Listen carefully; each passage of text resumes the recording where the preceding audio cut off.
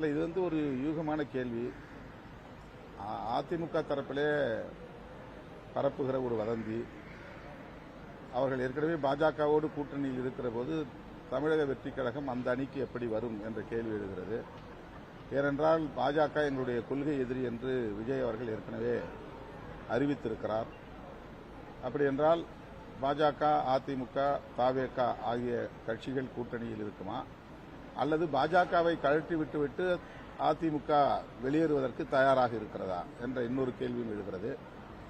எனவே அதிமுக தலைமை ஒரு கூட்டணிக்கு கூட நம்பத்தகுந்த அந்த நம்பிக்கையுடைய அல்லது நம்பகத்தன்மையுடைய ஒரு கட்சியா என்ற கேள்வி இயல்பாக எழுகிறது. பாஜகவை கழற்றிவிட்டு அதன் பின்னர் தவேகவோடு கூட்டணி வைக்க அவர்கள் தயாராக இருக்கிறார்களா? இந்த கேள்வி எழுகிற போது அவர்களின் நம்பகத்தன்மையும் கேள்விக்குள்ளாகிறது.